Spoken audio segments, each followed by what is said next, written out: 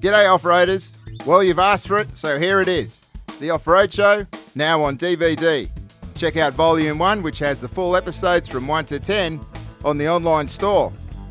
Now you can enjoy all the Offroad Show action where it should be seen, on the big screen.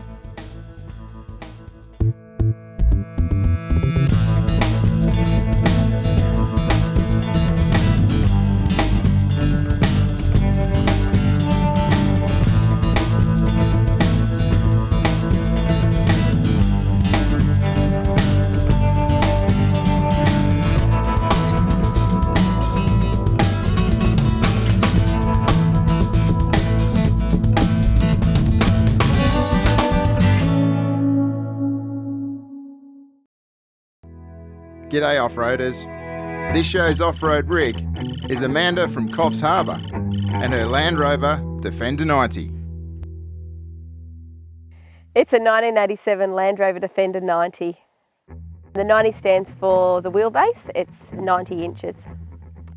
It's a 2.5 litre 200 TDI diesel engine with a LT77 gearbox and an LT230 transfer case. It's the 4-cylinder diesel, standard Land Rover engine that came out in all the vehicles of the same time. The car has been repainted to Altai silver. It's got the black guard tops in checker plate and also checker plate up there on the rear quarters just for a bit of extra protection. Altai silver is a Land Rover colour that came out in the late 1990s. We've got a Scorpion front bar on the front of the car with a Britpart 9,500 pound winch. It's got plasma rope on it. We've also got a front protection plate there for the steering and Light Force 140 lights there. It's got the late model Defender headlight surrounds off a Defender Extreme and also the clear blinker lenses as well from the late model car. It's got a Mantex snorkel, Scorpion Racing rock sliders. It's got the chrome ollie exo cage that was designed and custom made by Banana Bars.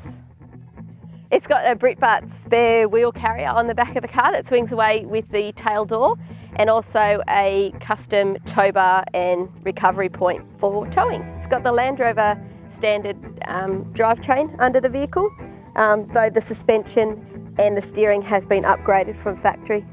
QT upgraded steering arms, a Bilstein steering damper, and it's also got the axles which have been upgraded to the late model fine spline.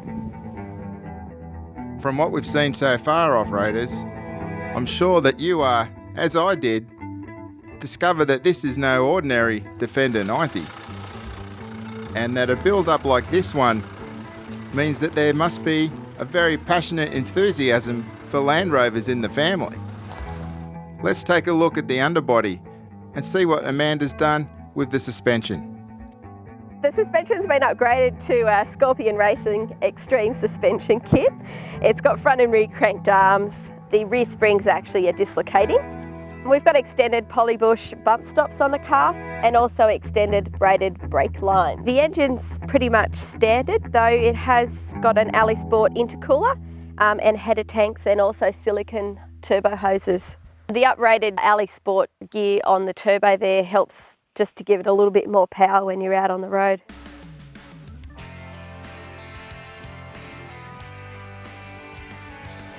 There's plenty of power produced by the turbo diesel.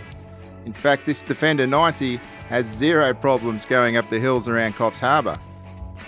And with that much power on tap, and it's your job to take a video, you've got to watch where you stand. The car's got Wrangler MTR 265 75 16s and it's also got the late model Defender Extreme alloy wheels. Once you get a little bit of air out of the tyres, they actually perform really well when you're out on some of the more extreme tracks around town.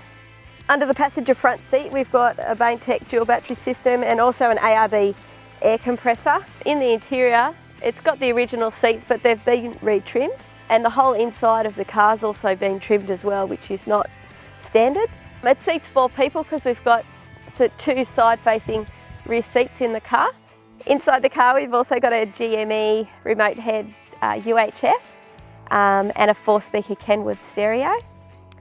We've got a Scorpion lockable centre console, and as well as that there's Scorpion alloy gear change knobs for both the manual gearbox and also the high range.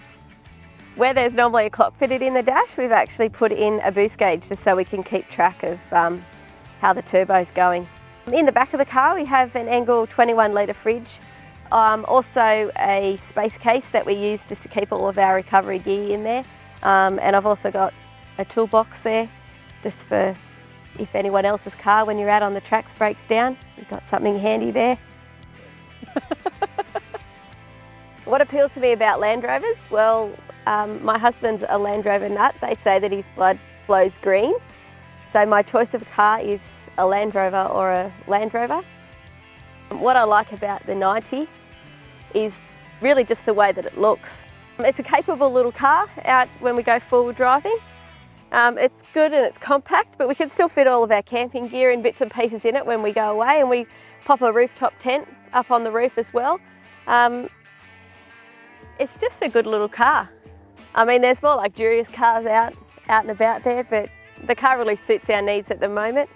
We've got a 5 k's of dirt from the tar to get to home, and it looks like I go forward driving all the time, but no, that's just my driveway.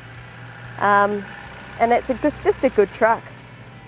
The car is my daily driver. There is more luxurious cars out there, and prior to this car I did have a Range Rover before my husband bought me this as a surprise for my birthday. But I am really happy with the car. It suits my needs at the moment. We've got 5 k's of dirt between the tar and home here. Lots of people think we go out forward driving every weekend, and while that's the case, most of the reason why the car gets so dirty every day is from driving to and from work and going up the street and doing groceries and that sort of stuff. But I really love the car. It suits all of my needs at the moment, and I'm really happy with it. What a great example of a Defender 90. And you know what? I reckon the Offroad Show crew would even get out of bed in the morning to go to work if it meant a 5k dirt drive. To see more of Amanda's Defender 90, check it out at theoffroadshow.com.